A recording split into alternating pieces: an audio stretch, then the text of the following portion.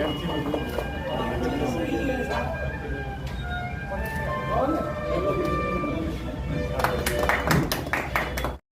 यहाँ पर किया है, किस तरह से कारगर ट्रैफिक पुलिस करना है? ये हमारे लिए क्या है कि यातायात सहायता केंद्र है ये।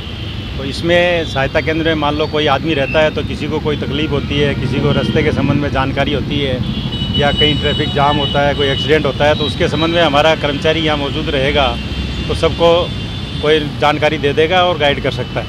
दूसरा, ट्रैफिक कर्मी क्योंकि ये बहुत हार्ड ड्यूटी है इनकी, ये 8 से 12 घंटे तक यहाँ रहते हैं, तो इनके पोल्यूशन का भी समस्या रहती है, तो बीच बीच में पानी पीना है, इनको कोई नाश्ता वगैरह करना है, खाना खाना है, बैठ के सुस्ता भी सकते हैं थोड़ी देर जब फ्री टाइम हो, तो ये इनके लिए बहुत ही फ़ायदेमंद और अच्छी है। क्योंकि ये इन्होंने एटर्नल हॉस्पिटल ने आज ये इस तरह का किया है CSR के तहत, तो ये बहुत अच्छा इनिशिएटिव इन लोगों का है और ये हम लोगों के लिए बहुत उपयोगी है, जिससे आमजन की सेवा भी बढ़िया तरीके से कर पाएँ। कुछ फर्स्ट एड किट भी है, कोई वाहन चालक यहाँ पर घायल होता है, इससे पहले गुमटियों में रखे गए?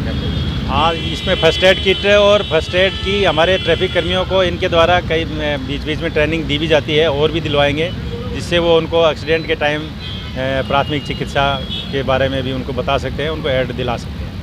एक अलग सवाल, ई रिक्शा को जा रहे हैं, किस तरह से इन पर लगाम कसी जा सकती है? परकोटे के भीतरी इलाके में हालात हो ज़्यादा। इसमें ई रिक्शा के संबंध में भी हम लोग जो उनसे संबंधित अथॉरिटी से बात कर रहे हैं, इनको मैनेज करने के लिए किस तरह इनको कंट्रोल किया जा सकता है, क्योंकि ये भी एक आम आदमी, गरीब आदमी का एक रोज़गार का साधन है, तो हम रोज़गार के साधन किसी के ख़त्म नहीं करना चाहते, लेकिन ये कंट्रोल्ड रहे और ट्रैफिक में बाधा नहीं बने, इसके लिए व्यवस्थाएं हम कर रहे हैं। तो पहले परिवहन विभाग के साथ में मिलकर के चला कि इनका रूट चार्ट अलग अलग इनका डाइवर्ट रहेगा? बिल्कुल सही है, वो परिवहन विभाग से और नगर निगम से, इनसे सबसे हम संपर्क में है और जल्दी ये मीटिंग करके इसकी कुछ व्यवस्था करेंगे। सुस्ताने के लिए ये सुविधा है और ये एटर्नल हॉस्पिटल ने इसको किया है, तो बहुत धन्यवाद देता हूँ मैं इसके लिए, क्योंकि आम जनता के उपयोग की चीज़ है, तो आम जनता के लिए आप लोग आगे बढ़कर इस तरह कार्यक्रम कर रहे हैं तो बहुत अच्छा लगता है हमको भी, इससे हमारा भी मनोबल बढ़ता है और ड्यूटी में भी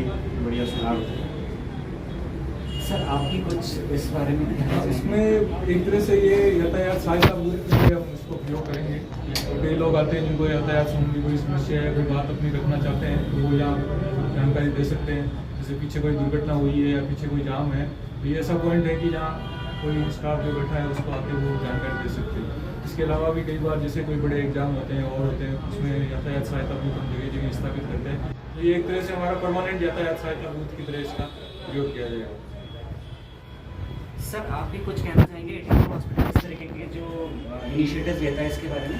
तो एटर्नल हॉस्पिटल यातायात पुलिस के साथ में तो हमेशा कुछ ना कुछ अच्छी चीज़ें करते रहते हैं। हम लोगों ने इससे पहले भी लोगों की जागरूकता के लिए बहुत सारे प्रोग्राम करे, लेकिन जो यातायात पुलिस है वो उनकी ड्यूटी इतनी हार्ड होती है, वो चौराहे पे 12 घंटे 15 घंटे इतना खड़े रहते हैं। तो उनके कंफर्ट के लिए हमने, चूँकि रामबाग चौराहा सबसे बिजी चौराहा है और इस बिजी चौराहे पे ट्रैफिक पुलिस जो इतने ट्रैफिक को मैनेज करता है, उनके अपने कंफर्ट के लिए हम लोगों ने ये बनाई है, ताकि बरसात है, ठंड है या गर्मी में है, उनका भी बचाव हो सके। और इस घुमटी के माध्यम से हम लोग यहाँ पे कुछ जनरल पब्लिक के लिए भी कुछ और अवेयरनेस सेशंस और ये हम लोग स्टार्ट कर सकते हैं।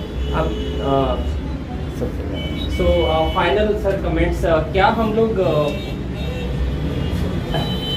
सर ने जैसा हमको गाइड किया है कि जयपुर में ऐसे जो भी इम्पोर्टेंट चौराहे हैं जहाँ पे ट्रैफिक पुलिस और सर के मार्गदर्शन में हमको ऐसी घुमटी और अगर बनवानी है, तो हम लोग उसके लिए भी एटर्नल हॉस्पिटल का जो CSR है उसके तहत हम लोग इस को नेक्स्ट लेवल पे भी लेके जाएंगे, ताकि ट्रैफिक पुलिस अगर वो खुद कंफर्ट में है तो लोगों का वो बेहतर ध्यान रख सकते हैं। और उनकी ड्यूटी तो बहुत ही मुश्किल भरी होती है, तो उनके लिए हम लोग हमेशा साथ में रहेंगे। Thank you.